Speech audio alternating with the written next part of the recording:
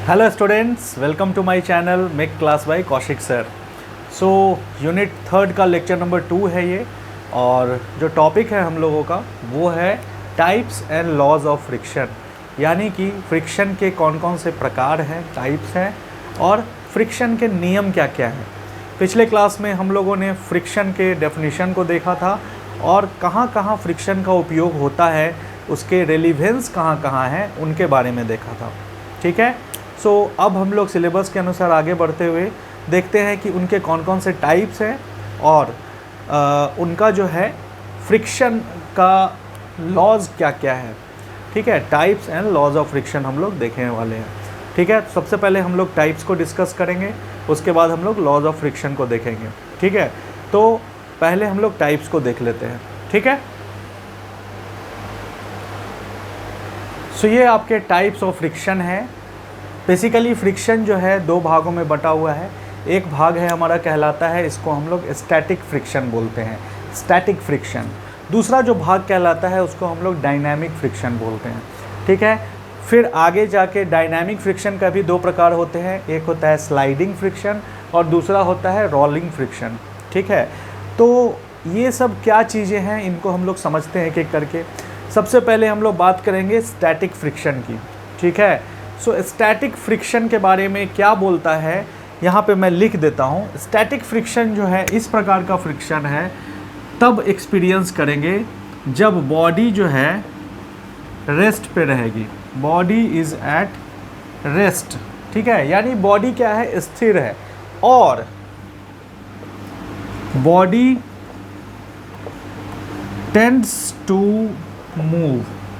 अब मैं यहाँ पे एक शब्द लिख रहा हूँ, टेंड्स टू मूव।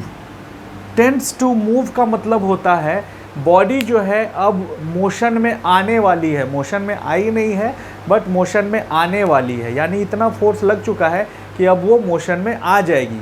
उसको भी हम लोग स्टैटिक फ्रिक्शन में कंसीडर करके चलेंगे, क्योंकि अगर बॉडी रेस्ट में रहेगी तब तो उस पर कोई फ्रिक्शन ऑकर ही नहीं करेगा।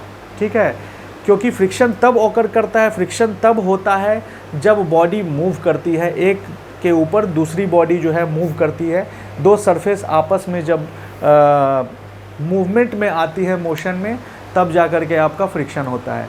सो यहाँ पे स्टैटिक में जो है मूवमेंट आने वाला होगा, फोर्स इतना लग चुका होगा कि अब मूवमेंट आएगा, उसको हम लोग कंसीडर करेंगे स्टैटिक फ्रिक्शन में। दूसरी तरफ हमारा जो है डायनामिक फ्रिक्शन है, जो थोड़ा सा हम लोगों के लिए आउट ऑफ रीच है सिलेबस में इसके बारे में हम लोगों को नहीं पढ़ना है, बट मैं यहाँ समझा देता हूँ। डायनामिक फ्रिक्शन में हम लोग उस फ्रिक्शन के बारे में पढ़ेंगे जब बॉडी पूरी तरह से मोशन में आएगी।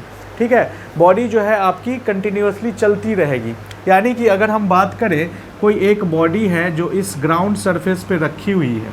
ठीक है, इस प्रकार से ये सरफेस के ऊपर रखी हुई है, ये हमारा हो गया ग्राउंड सरफेस और ये हमारी बॉडी हो गई। ठीक है, अब क्या है, ये बॉडी मोशन में नहीं है, बिल्कुल स्थिर है, पर यदि हम लोग यहाँ से एक फोर्स लगाएंगे जिसके वजह से बॉडी जो है स्लाइड करना स्टार्ट कर देगी, यानी ये बॉडी इस सरफेस के ऊपर स्लाइड करना शुरू कर देगी, तो हम लोग कहेंगे कि ये हमारा स्टैटिक फ्रिक्शन में। ठीक है, पर अगर बॉडी ऑलरेडी मोशन में है, स्लाइड कर रही है, ऑलरेडी ये मोशन में जा रही है, तो ये हमारी कहलाएगी डायनामिक फ्रिक्शन में। ठीक है, इसको हम लोग डायनामिक फ्रिक्शन में कंसीडर करेंगे। अब डायनामिक फ्रिक्शन में जो दो और भी भाग आ जाते हैं, उसके प्रकार आ जाते हैं, एक होता है स्लाइडिंग फ्रिक्शन, दूसरा होता है रोलिंग फ्रिक्शन। तो स्लाइडिंग फ्रिक्शन किसको बोलते हैं? स्लाइडिंग फ्रिक्शन तब होता है जब कोई एक बॉडी जो है दूसरे सरफेस के ऊपर या किसी दूसरे बॉडी के ऊपर क्या हो रही है, स्लाइड कर रही है, फिसल रही है। ठीक है, बॉडी क्या होगा, स्लाइड करेगा, तो वो आपका हो जाएगा स्लाइडिंग फ्रिक्शन। उस समय जो फ्रिक्शन फोर्स डेवलप होगा वो हो जाएगा स्लाइडिंग फ्रिक्शन। दूसरा जो है वो है रोलिंग फ्रिक्शन। रोलिंग का मतलब होता है लुढ़कना, है ना, या फिर आप देखते होंगे कोई लुढ़कना एक शब्द जो है बिहारी टोन में हम लोग बोलते हैं और भी बहुत जगहों पे प्रयोग किया जाता है। तो बेसिकली जब आप किसी चीज़ के ऊपर रोल करते हैं, है ना, ऐसे ऐसे गोल गोल घूमते हुए आगे बढ़ते हैं, कोई बॉल ही हो गया, कोई गेंद हो जाती है, जैसे मान लीजिए ये सरफेस है और इसके ऊपर कोई बॉल है, तो ये क्या करता है, ऐसे गोल गोल घूमते हुए आगे बढ़ता है, इसको हम लोग रोलिंग बोलते हैं।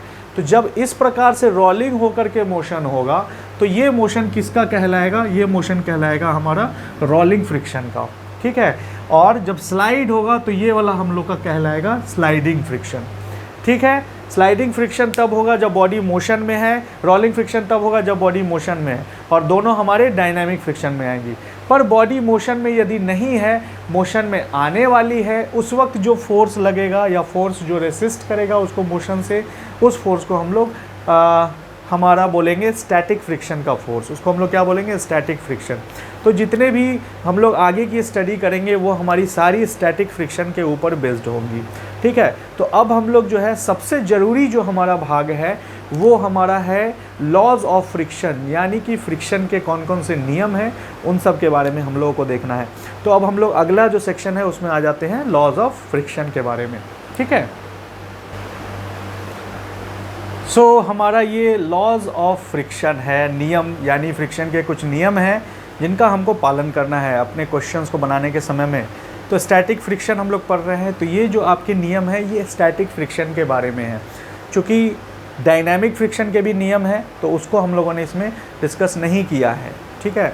पर यदि ज़रूरत पड़ेगी तो मैं बिल्कुल डिस्कस करूँगा आपके डायनामिक फ्रिक्शन को, पर फिलहाल जो हमारा सिलेबस बोल रहा है उसके अनुसार हम लोग चलते हैं।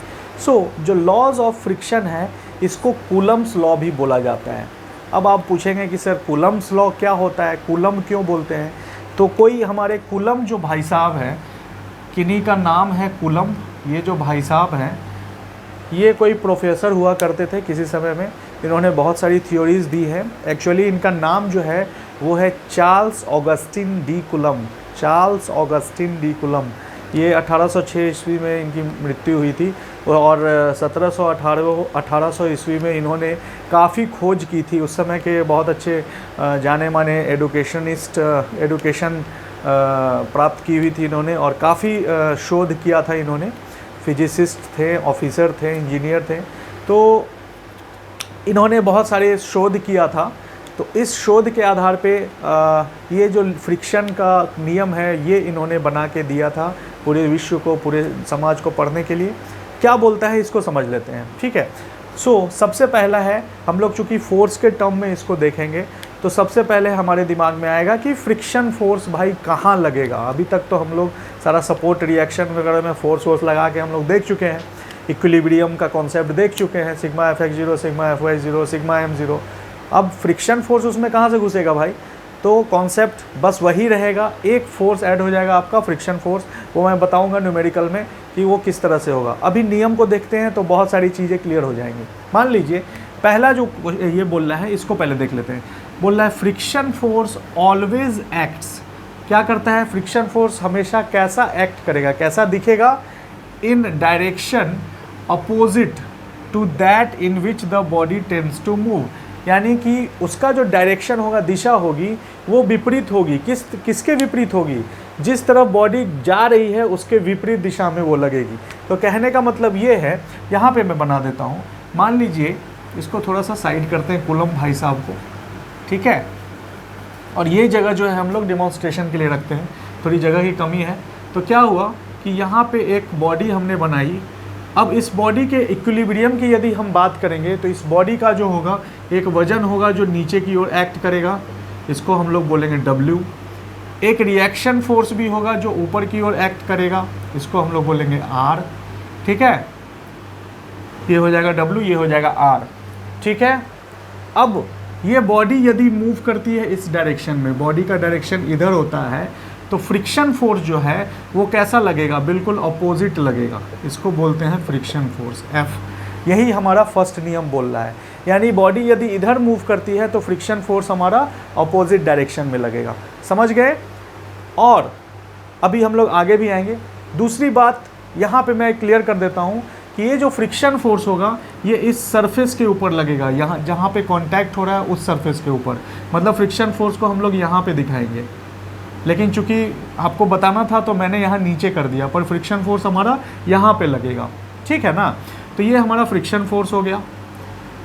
दूसरा नियम देख लेते हैं, क्या बोलता है कि magnitude of friction force is equal to the force which tends to move the body.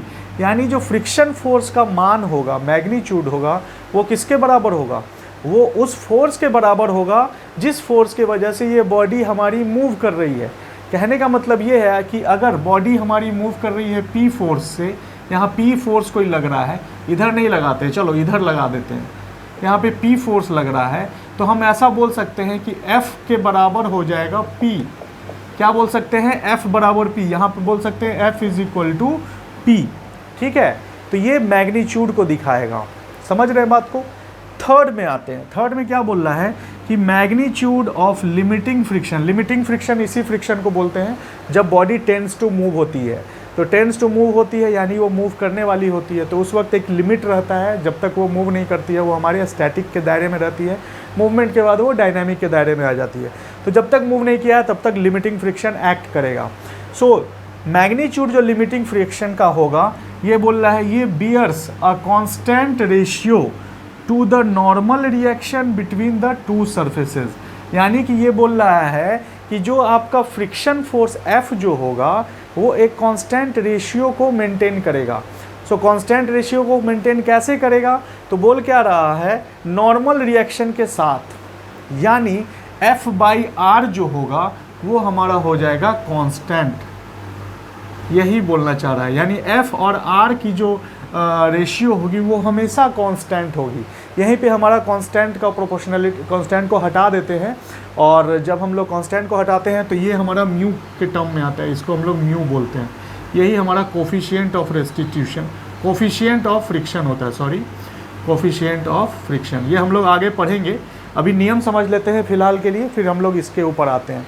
सो यहाँ पे क्या है, मैग्नीट्यूड जो होगा लिमिटिंग फ्रिक्शन का, ये मैग्नीट्यूड F जो होगा ये आपके रिएक्शन फोर्स के साथ, नॉर्मल रिएक्शन इसी को बोलेंगे, इसके साथ ये क्या करेगा, कांस्टेंट रेशियो मेंटेन करेगा, हमेशा कांस्टेंट रेशियो मेंटेन करेगा। समझ गए? चलिए चौथे पॉइंट पे आते हैं फटाफट। क्या बोल रहा है, force of friction is independent of the area of contact. Force of friction जो है जहाँ पे भी सट रहा है, फिजिकल कॉन्टैक्ट हो रहा है दो सरफेसेस का, जिसके वजह से फ्रिक्शन फोर्स हमारा डेवलप कर रहा है, उसके एरिया से इसको कोई मतलब नहीं है। कितना भी एरिया में सट जाओ यार, हमको कोई मतलब नहीं है, सिर्फ उस एरिया पे तुम कितने मोशन, कितने फोर्स के साथ मूव कर रहे हो, सिर्फ फोर्स ऑफ फ्रिक्शन को उससे मतलब है। ठीक है, तो यहाँ पे जो है फोर्स ऑफ फ्रिक्शन ये स्वतंत्र होता है हमारे एरिया ऑफ कॉन्टैक्ट से, इसको कोई मतलब नहीं रहता है एरिया ऑफ कॉन्टैक्ट कितना भी बड़ा हो, पर जब तक मोशन होगा तब तक आपका फ्रिक्शन फोर्स रहेगा। मोशन नहीं होगा, आप कितने भी दूर तक एरिया ऑफ कॉन्टैक्ट बढ़ाओ, फोर्स ऑफ फ्रिक्शन को इससे मतलब नहीं होगा, इससे स्वतंत्र रहेगा। ठीक है, थर्ड और सो जो लास्ट है, थर्ड नहीं सॉरी एक्चुअली लास्ट जो है वो बोल रहा है क्या कि फोर्स ऑफ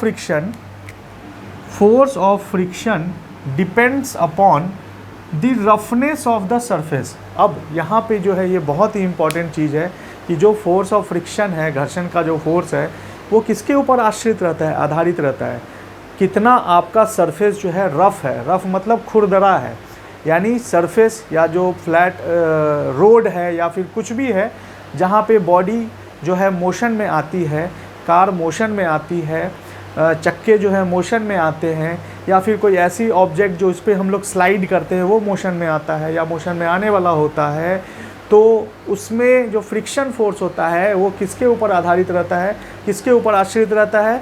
तो वो आश्रित रहता है उस सरफेस के रफनेस के ऊपर, यानी वो सरफेस कितना खुरदरा है, क्या वो सरफेस बिल्कुल प्लेन है या वो सरफेस बिल्कुल खुरदरा है। तो आप देखेंगे जो प्लेन सरफेस है वहाँ पे आप आसानी से स्लाइड कर सकते हैं किसी चीज़ को, जो खुरदरा सरफेस है वहाँ पे स्लाइड करने में दिक्कत आती है ना, तो वहाँ पे फ्रिक्शन फोर्स बढ़ जाता है आपका, और जहाँ पे आसानी से आप कर सकते हैं वहाँ फ्रिक्शन फोर्स थोड़ा कम हो जाता है, क्योंकि उस वक्त फ्रिक्शन फोर्स को अपोज करने में ज़्यादा ताकत नहीं लगानी पड़ती है। समझ रहे हैं बात को? सो यहाँ से हमारा निकल करके आएगा, ये आपके 5 लॉज हैं जो आपके कुलम भाई साहब ने दिए थे। ठीक है, उनको हमने हटा दिया है चूँकि डिमॉन्स्ट्रेट करना था। अब यहाँ से हमारा निकल के आएगा जो कांस्टेंट प्रोपोर्शनलिटी हम लोगों ने लिखा है वो हमारा म्यू होता है, F/R is equal to mu, और जो फाइनली हमारा ये वाला फॉर्मूला निकल के आता है F इज इक्वल टू लिखते हैं हम लोग म्यू R। यही म्यू जो है ये हमारा कांस्टेंट ऑफ प्रोपोर्शनलिटी है, मतलब प्रोपोर्शनलिटी कांस्टेंट है, क्योंकि F is directly proportional to R होगा, तभी F/R जो है वो कांस्टेंट रेशियो हमारा देगा। तो F/R लाने के लिए F is directly proportional to R, तो ये प्रोपोर्शनलिटी हटाएंगे तो F is equal to mu R. इसीलिए म्यू को जो बोलते हैं हम लोग कोफिशिएंट ऑफ फ्रिक्शन बोलते हैं। क्या बोलते हैं? Coefficient of friction. ठीक है, यहाँ पे म्यू ये हो गया। म्यू का वैल्यू जो है 0.1 से या 0.05 से स्टार्ट होता है और 0.9 तक जाता है। ठीक है, ज़्यादा अधिक नहीं लेते हैं कोफिशिएंट ऑफ फ्रिक्शन, क्योंकि कोफिशिएंट ऑफ फ्रिक्शन जो है सरफेस के रफनेस को दिखाता है कि सरफेस का रफनेस हमारा कितना है। हम लोग ये सब डिस्कस करेंगे आगे भी, हमारे सिलेबस में ये है, तो इनको हम लोग डिस्कस करेंगे। ठीक है, तो बेसिकली ये आपके 5 जो लॉज हैं इनको आप याद रखेंगे। लॉज ऑफ फ्रिक्शन में ये पूछे जाते हैं और ये सबसे अधिक काम आएंगे आपके आगे के सवालों के लिए। ठीक है, तो आप इनको एक बार अच्छे से देख लीजिए, हो सके तो स्क्रीनशॉट ले लीजिए और इसको अपने नोट्स में इंक्लूड कर लीजिए। ठीक है, चलिए तो अब हम लोग मिलते हैं अगले लेक्चर में, जिसमें हम लोग आगे की टॉपिक्स को डिस्कस करेंगे, फ्रिक्शन को बारीकी से समझेंगे। ठीक है, तब तक अपना ध्यान रखिएगा, मिलते हैं अगले क्लास में। Thank you.